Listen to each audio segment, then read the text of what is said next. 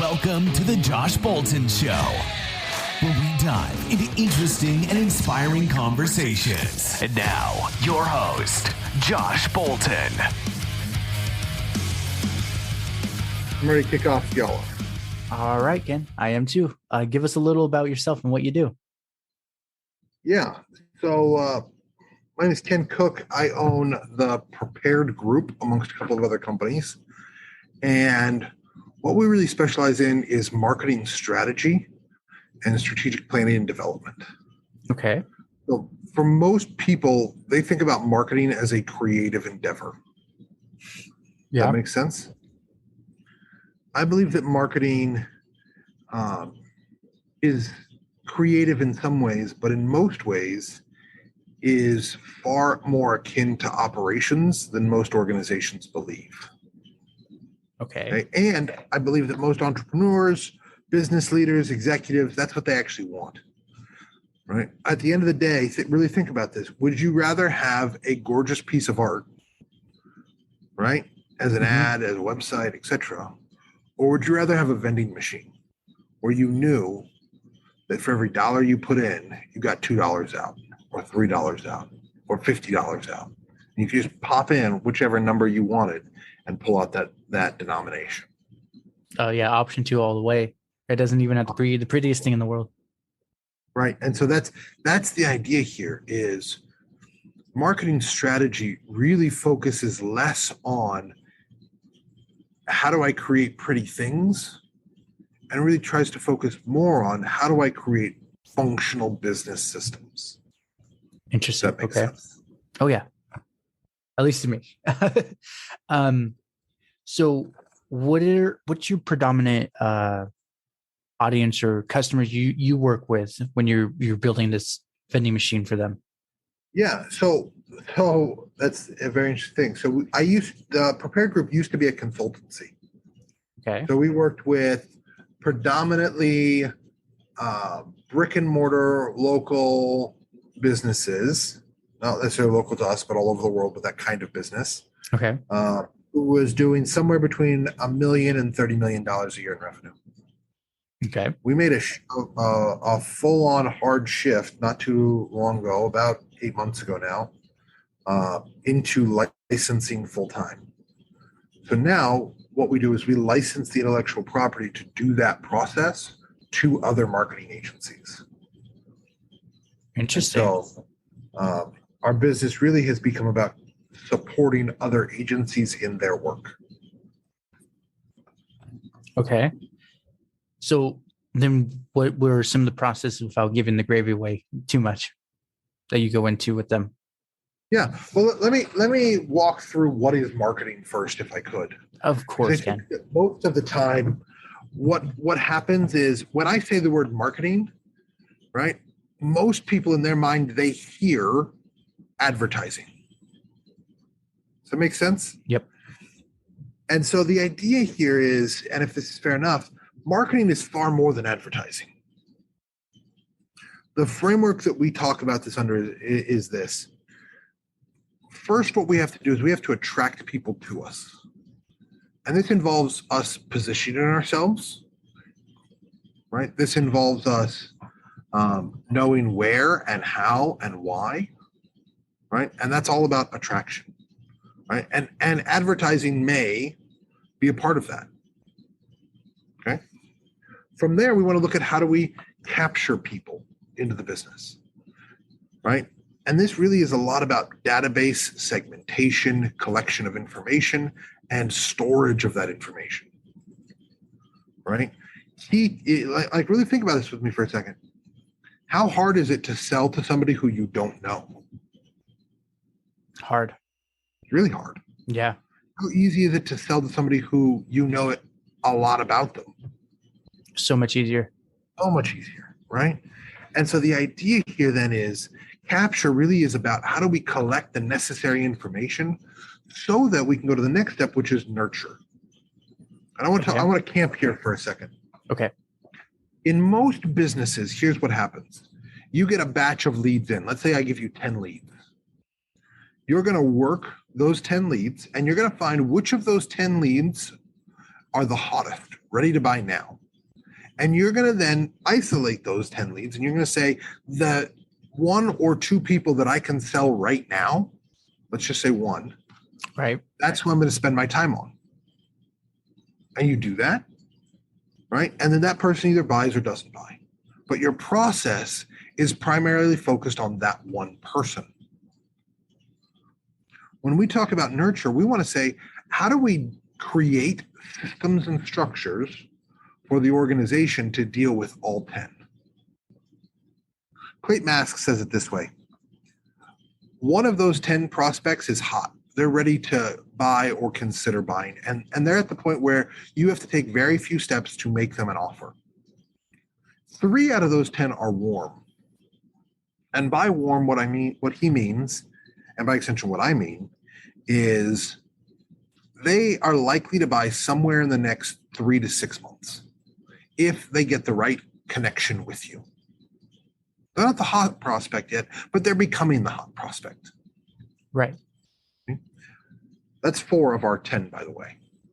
Another 3 are cold. And by this, I mean, they may be the right fit, but they're not likely to buy until the next 6 months to 2 years. Okay? And so we need to have long-term nurture processes and systems to deal with, how do I build a relationship with someone over the next 2 years? That is a good question. I paid for this lead. I don't want to just abandon it. How do I deal with those people? And then finally, that's 7 out of 10. You've got your last 3. Your last 3 are those people that you ask yourself, how the heck did they get here? Right? And you know the people that I'm talking about. Y'all know these folks. You're sitting there chatting with them, and they don't get you and you don't get them. And they're really just a misalignment. Oh, yeah. Right? Those are the 3 people that we want to jettison from our nurture processes. Right? We want to tell them why we're not for them, why they're not a good fit for us, why we're not a good fit for them. Right? And ultimately remove them from and use our nurture processes to remove them from the roles, so to speak. Because by removing them, we're actually able to more effectively focus on those other 7 that have a chance to buy. So that's nurture in a nutshell. Okay. Very good definition. From there, I want to move to offer and convert. And I say it this way because a lot of people just talk about conversion, but I want to talk about offer for a brief second, if I could. Offer is what makes business happen, right? I notice you've got some bamboo in the background there. Yes, right? I do. I want you to, there's something that had to happen to make you buy that bamboo, right? Mm-hmm. I imagine that there could have been something offered to you to make that purchase even easier for you as the buyer to make. Yeah, it was the price. Right? So I want you to imagine that the price was even lower, or that instead of the price being lower, there was a premium offered. If any of your bamboo dies, we're going to replace it. Ooh. Right?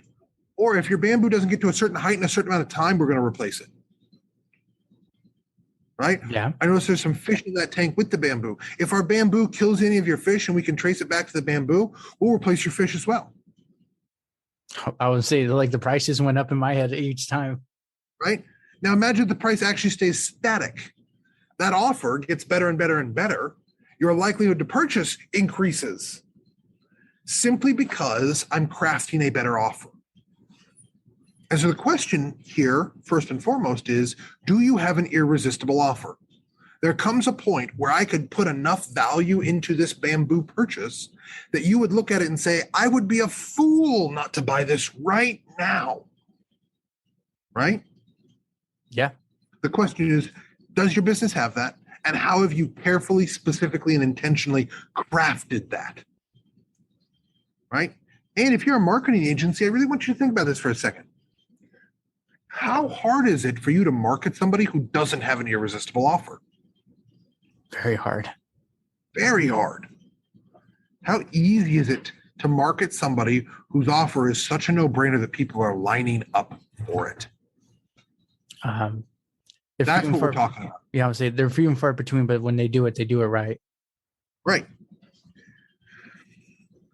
Conversion.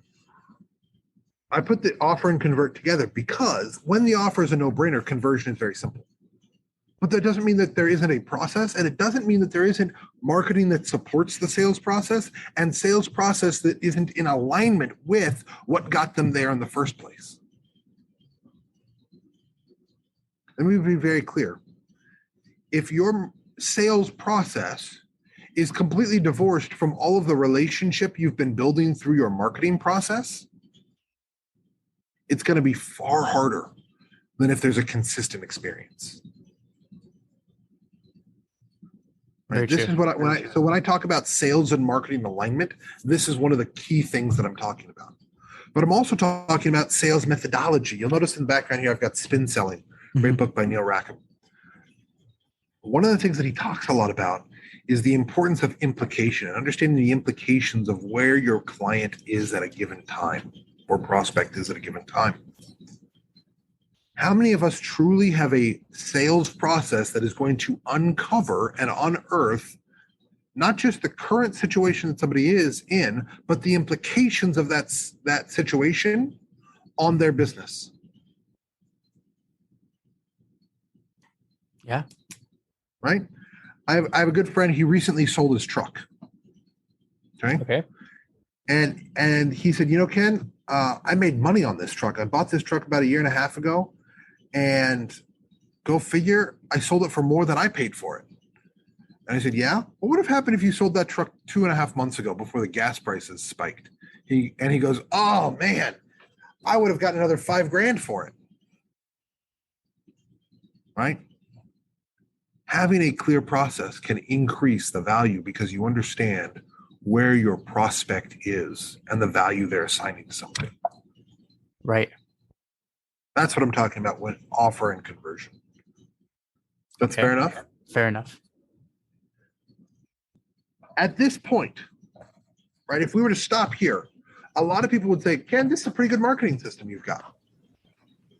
Right? I mean, it kind of deals with what we need to deal with, and it ends at a sale. So I can't really be too mad about that. Right. The problem is, and I want to be very clear on this, the problem there is marketing is far more akin to total warfare. That's what I tell people too. Okay. The onboarding process that you take your customer through is not your wedding day.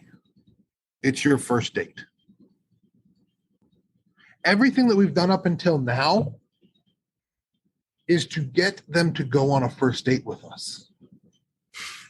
Yes. Not to get them to a marriage situation, if you will. And so, walk me through this. Have you ever had a bad first date, Josh? A few. Yes. Perfect. Did those bad first dates turn into second dates? 9 times out of 10, no. 9 times out of 10, no. Perfect.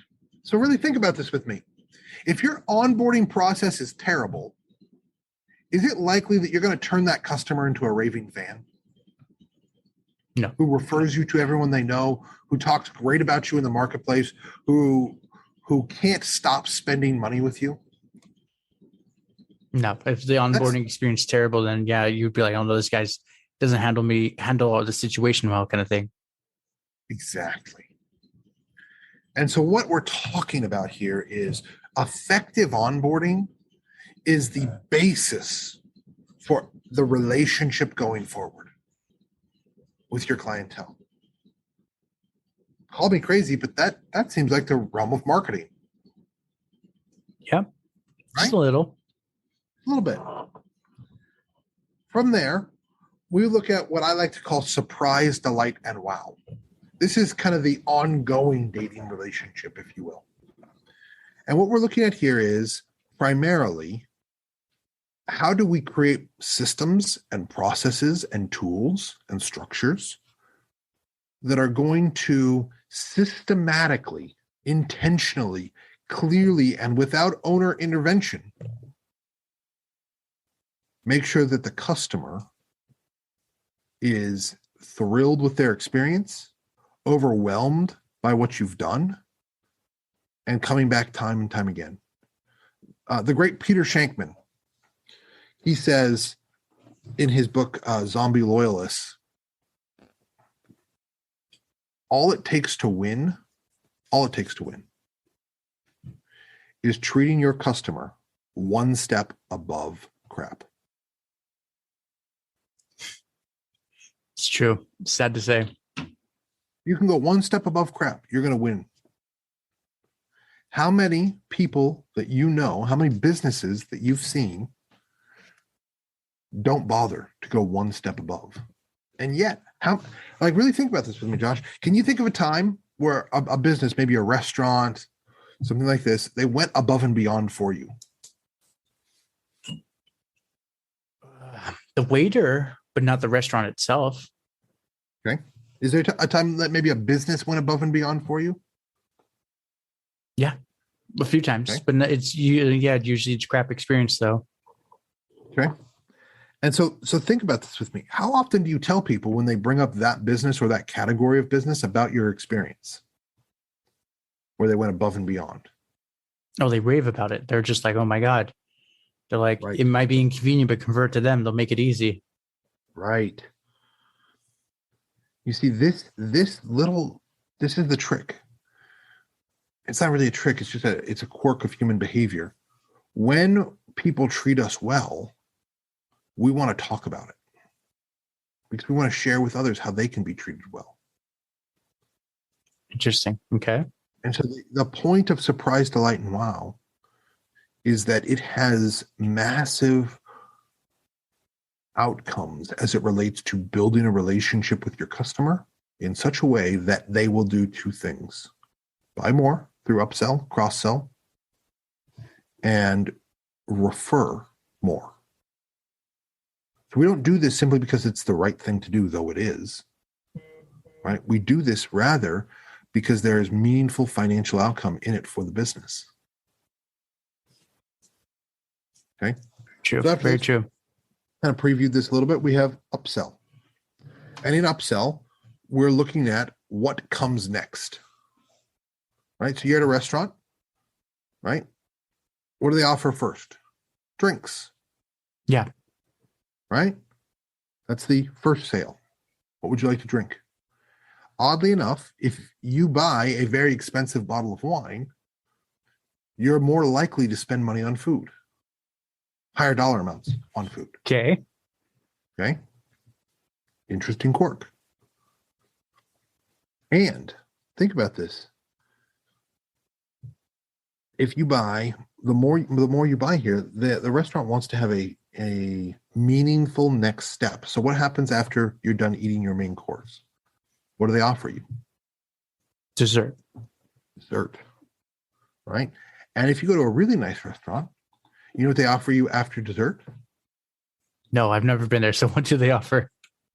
They offer you an espresso, a coffee, or another cocktail. Okay. Because there's a meaningful structure to offering you more. Okay. And so really think about this. In your business and in my business, how do I have the next logical thing to offer somebody? Right? And if I can't provide that, how do I find a partner who I can refer them to who's going to have the next logical thing that I can get paid on that referral? Right. Right? This isn't necessarily about just you expanding your the amount that you sell just to expand it, but it is how can you specifically make more money off of this customer? By serving them better. And then finally, we get to referrals. All of this entire process culminates in somebody who says, I like you. Right? Mm-hmm. You'll hear this concept of, I want to turn somebody into a fan, a raving fan, an advocate, an acolyte, etc., a loyalist who pays me back for everything that I've done extra for them by bringing me more people. Right? Dropbox, when it was rising to its now ubiquitous status, had an offer. I don't know if you remember this. I probably heard it, but can you enlighten me? Yeah, back in the day, you could get a free Dropbox account, and if you referred somebody by sending them an email and they accepted, you got at least when I first started, you got an additional half gig of storage in your Dropbox account for free permanently. Mm-hmm. It got to the point at Dropbox where for every customer they acquired 2 more. That's very explosive. Yeah. Right? Think about this for a second. What would it mean for your business? What would it mean for your business today if for every customer acquired, you acquired 2 more? Oh, that'd be game changing. Right? Absolutely life-changing. Excuse me. And so that's what we're talking about. The point of referrals is, how do we grow specifically? How do we grow intentionally? Right? How do we grow magnetically? And I want to ask a question about referrals. And if you're in the audience, I'd like you to just, take a second and ponder this. Okay? Because a lot of people, they tell me, you know what, Ken? My business grows off of referrals. Okay? Think about this for a second. Do you have a documented, systematic plan by which you extract referrals from every customer? Most of the time they don't.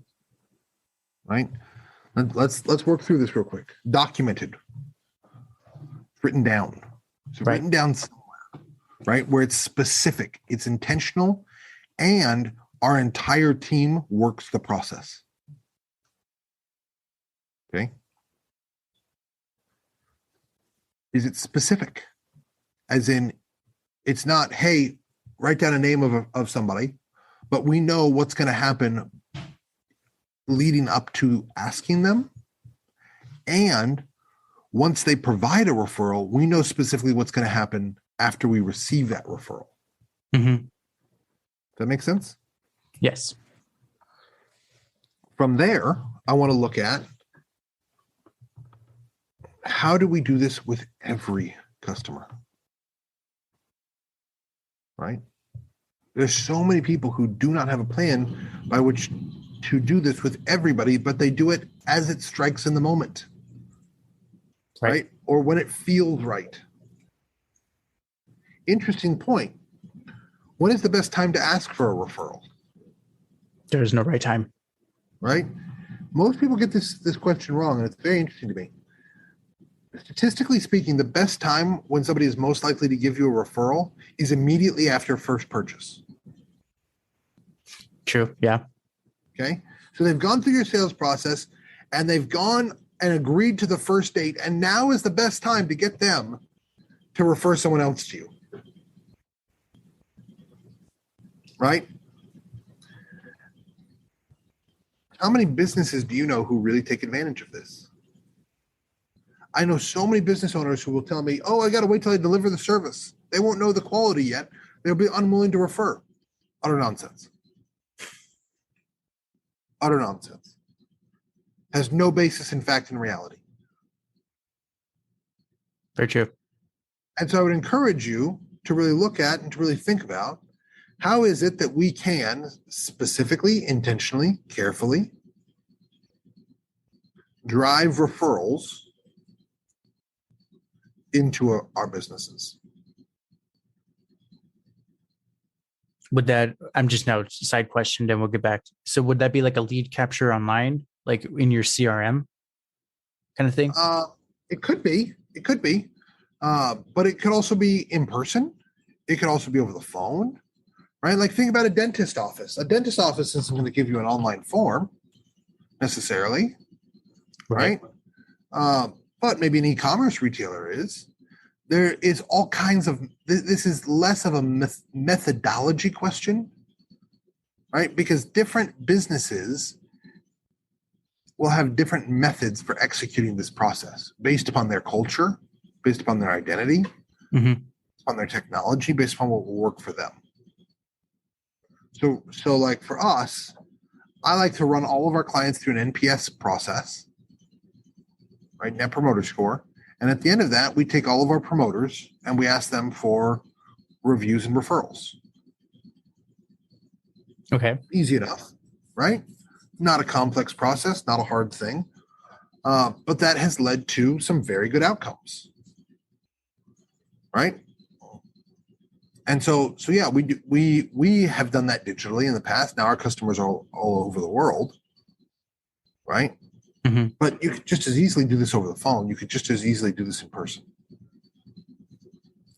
So for the lead capture, let's say, because I used to teach martial arts, and as you're talking, it's a lot of your tactics are clicking. Something like martial arts, they don't really have softwares or ledgers in place saying, oh, I had this customer who knew this. How would you, for that, recommend a lead capture? So after somebody signs up for the first, so are we talking lead capture like up front? Or are we talking about referral? Referral, sorry. Okay, perfect. So here's what I would do is after somebody signs up for their first class, right? I'm going to walk them through and we're going to do their first class with them. We're going to then sit them down afterwards and have a brief debrief with the instructor. Mm-hmm. How did you like it? How do you feel? Are there any questions that you have? Any concerns that you have? Okay. Right? Is there anyone that you would like to do this with? Okay. Right? That question by itself could be simple enough. Is there anyone you'd like to do this with? Yeah, you know what? I think my wife would enjoy this too. You know what? I'd love to have my son here. Yeah, my best friend has been talking about trying something new. Okay. Right? Something as simple as that could work. So then, oh, sorry, I cut you off. No, that's all. It's just something that simple could work very easily. So let's say for implementation, would you just say then, hey, if it's the wife, could you like, if she signs up within the week, we can give her actually a half off kind of thing if you two sign up at the same time? I don't necessarily think that discounting is always the best option here. Okay. Right? Okay. It could be. Why do you think she would enjoy this? Well, I think she would like the exercise, or I think that she would like the environment. Great. Why don't you bring her in? We'll do a demo class with her as well. And if it makes sense, we'll sign her up at the end of that. Do you think you can bring her tomorrow when you come to class? Okay. Right? Yeah. It could be that simple. Yeah. I was just thinking because I used to teach and sell martial arts. And near the end, this is a very similar tactic I was using. That's where I'm like, wait, no, just wait, what did he do? So like my chiropractor, I recently took my son to the chiropractor for the first time. And about, maybe 5 or 6 days later, week later, I get a letter from him. And the letter is literally a full page written thank you note about trusting him with our son. Interesting. Was it typed or written? I'm just curious on that aspect. It was typed and hand signed. Okay. I was like, wow, this feels really good. And at the end of it, he then, not the office girl, but he called and said, hey, appreciate you bringing him in. Is there anyone else that you know, any other family that you know who might find this appropriate for their family too? And I said, actually, there's a couple other families at the jiu-jitsu gym where the boys go that this might be good for them as well. Let me let them know that you're the guy. Right? Mm-hmm. Very simple process. Right? Very inexpensive process. This literally cost him the cost of printing a piece of paper and a 55-cent stamp. Yeah. Right? Under a so buck, let's say pretty much. Under $1. Right? And a phone call. So under $1. Under 5 minutes worth of time. What do you think the payoff on that is if he does this with every client? Massive. The problem is for most business owners, they're not consistent. They don't set up processes. They do it occasionally. They'll do it for 2 or 3 clients a week and think that they're doing well enough instead of saying, no, this is the process. I've got dedicated time for this every single day. And it's happening again and again and again and again. Because, and here's why, they're not business owners. They're employees who happen to also be the owner of record. They have a job. They don't own and run a company. Now, really think about this with me. I want you to imagine, Josh, that you and I are sitting down with the CEO of Verizon. Okay. And we're doing an interview with him. And you ask him a few questions, and then I kind of say, sir, I've got this question for you. I can't figure it out for the life of me. How do you sell so many phones? Okay. Right? You would likely look at me like I was an idiot and say, Ken, of course he doesn't sell the phones here. Verizon sells millions of phones a year. He's not the guy out slinging cell phones. Right? He's the guy in charge of the guy in charge of the guy in charge of the guy selling cell phones. Right. How many times as a business owner, really think about this, how many times as a business owner have you confused your job and you've become the guy selling the cell phone instead of the guy who's in charge of the guy selling the cell phone? A lot. Right. Or even those who understand the marketing tactics you said, it's a very well-paying job, essentially. Right. Because ultimately what we're talking about here is working on your business, not working in your business. To quote Michael Gerber. Mm-hmm. Right?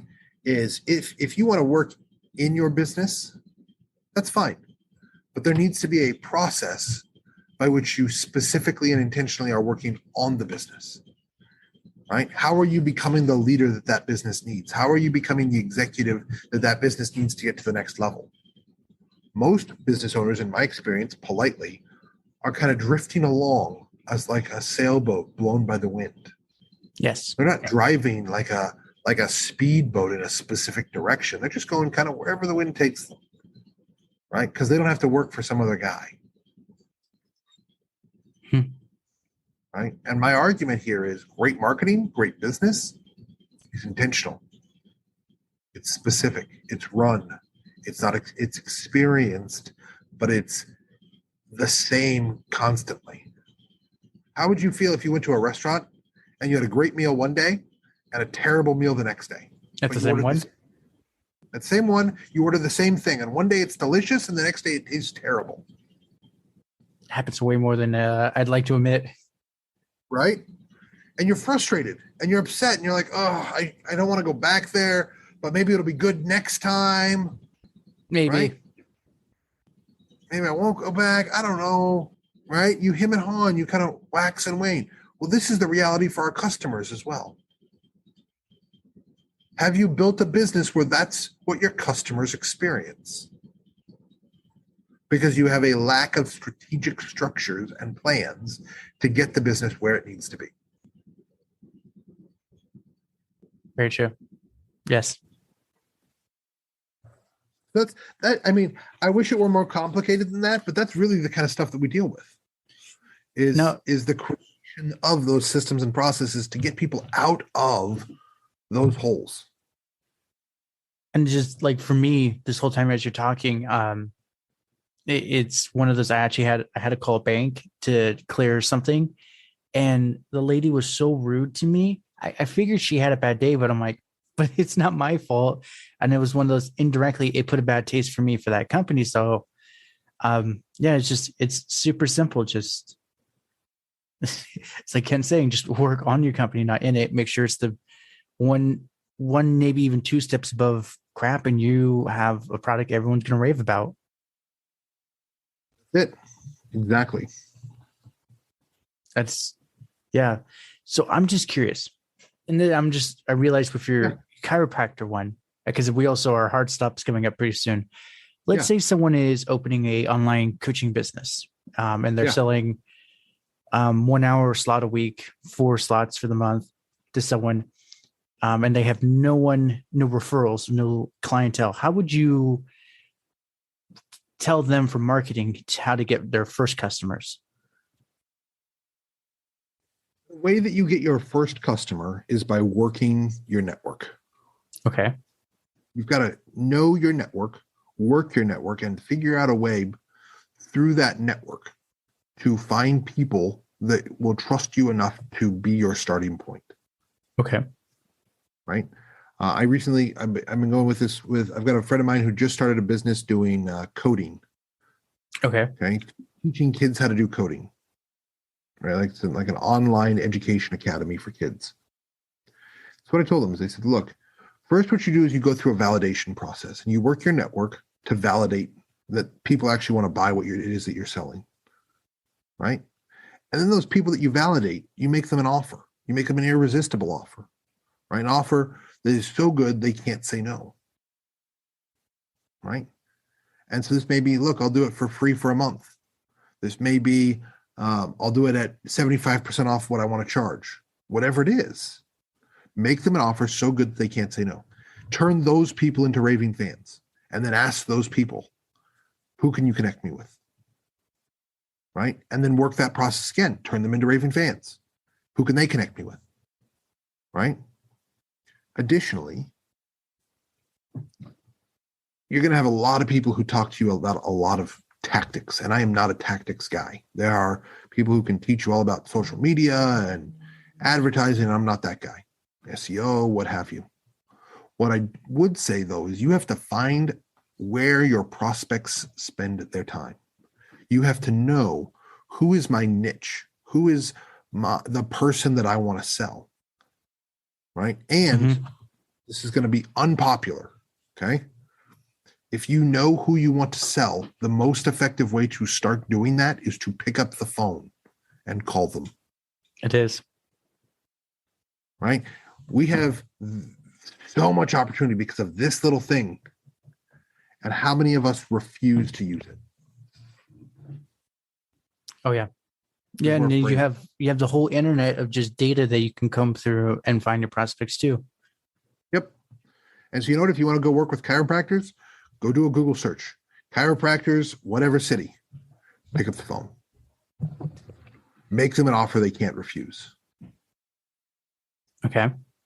Start there. That's how I would say, if you want to get started, that's the easiest way to get started. Is you've got to put something together that is so good people can't say no to, and then start extending that offer over and over and over and over again until you find enough people who've said yes, that when you turn them into raving fans, you can parlay that into more paying customers. And you can parlay them into more paying customers, right? And maybe you have cash flow for ads, or maybe you have cash flow for optimization, or a website, or whatever it happens to be, whatever channel you choose to use. Right? And then you start using and getting really good at that channel to acquire people. All right. So then that could tie into like both podcasting, YouTube, and all that stuff too. Any of that. Yeah. Here's the thing. Okay. The channel is irrelevant. Okay. How you do it is irrelevant. The question is, who are you reaching, and why do you believe that channel will reach them there? Okay. Okay. I'll give you an example. We had a client years ago who was one of 3 companies in the world at the time that manufactured miniature submarines to be attached to mega yachts. Interesting. Okay. Okay. They have a radically limited number of people who could qualify to purchase their product. Right? And so what do? Well, we figure out where those people are. They're at yacht shows. Yes. Right? They're reading yacht magazines. They're doing this. They're doing that. Well, guess where we go? Guess where we spend time? Guess who we hang out with? Guess who we talk with? Those people. Now, there may have only been, 100 billionaires, 200 billionaires at the time who could afford to put a multi-million-dollar submarine on their boat. Right? But those were the people that we had to go talk to. Or It could be the people who or make a buying decision for them or who influence them. Right? Those are the people we've got to go talk to. And so you have to know, who is my audience, where are they, and how do I talk to them?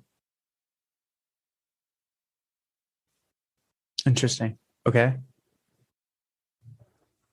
So then let's say for a young business coach, it's small, medium-sized business, would that be more going to like masterminds, or would that be more going to like networking conventions?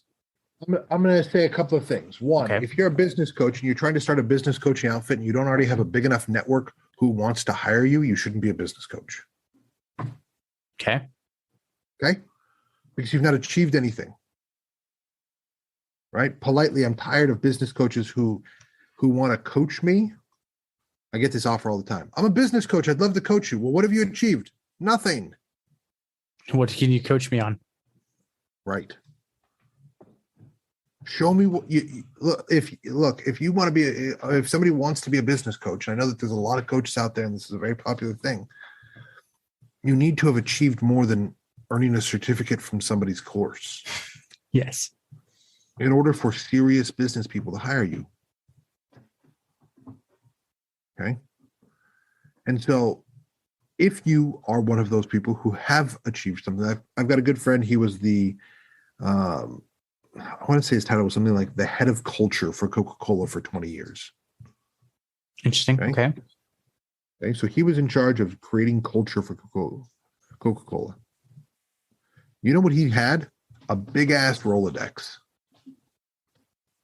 where he could call a ton of people at other companies that he was at conventions with, that he was in groups with over that 20 years, and say, hey, this is what I'm doing. Do you know anybody who could use my services? Right? Yeah. Easy. Because he'd done it. They knew what he had achieved. Right? And so if you're starting that kind of a business, hopefully you've achieved enough and you have enough contacts who can make introductions on your behalf because you've already proved your value to them. So when I talk about go work your network, that's what I'm talking about. Right? So you said you had a background in martial arts. I trained with Team Quest back in the day. Okay. I trained with Scott Rohr back in the day, who was the first white guy to get grandmaster status out of Korea. Mm-hmm. Okay. You think Scott had a network of connections that he could work if he needed to do coaching for martial arts people? I think so.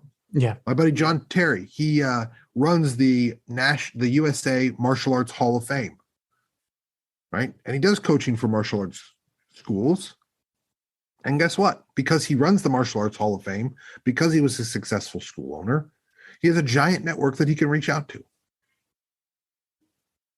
Right? And so I think that one of the things that we undervalue is, who do we know who already trusts us, who already likes us, who can be our initial referral source, our initial source of traction, if you will, to help us get to where we're trying to go. That all makes sense? Oh, yeah. I'm like speechless because I'm trying to process all this good knowledge you've given. And so again, I don't think that has to be a complicated process. I do think it has to be an intentional process. Yes. Yeah, like you referred earlier, how essentially marketing, but business in general, is essentially a type of warfare. You have to be very strategic in your placement of the pawns. Otherwise, it could all blow up real quick. Exactly. Yeah. Yep. I was say, Ken, we're getting close to already 11 o'clock. Well, 11 for me. Sorry. Yeah. No, I'm on the West Coast with you. Okay. I was like, wait, I don't know if he's East Coast or did I just say something wrong? Ken, this has actually been awesome. I got like 3 going out questions for you. Yeah. So the first one, other than work, what have you been doing to keep yourself busy during these COVID lockdown times? Barbecue. Heck yeah. I've mastered the art of smoking beef ribs. I might have to come by one day. Like, all right, Ken, I need to try these beef ribs. Yep. For someone that is inspired to take action be a successful business owner like you, what are some tips, tricks, or advice to start down that path? If you really want to succeed at business, start by reading 2 books a week, every single week, 100 books a year. If you do that, it's going to be pretty darn hard to fail. All right.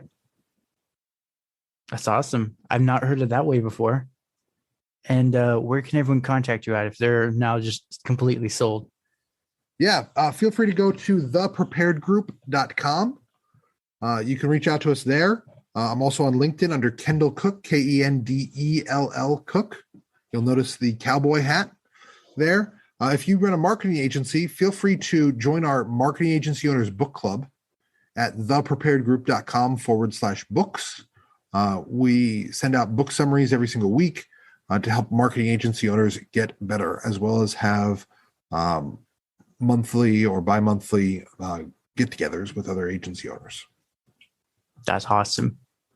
This has just honestly been more breathtaking than anything else. Just the knowledge and how you simplified it and made it impactful, but you didn't degrade the value at all. Thank you. Hey, thanks for having me on, Josh. I really appreciate it. I really appreciate it too. Well, congratulations. You made it to the end. You're an awesome person. Not many make it here. So, being the awesome person that you are, can you do me one more awesome favor? Can you rate and review this on whatever podcast services you're using?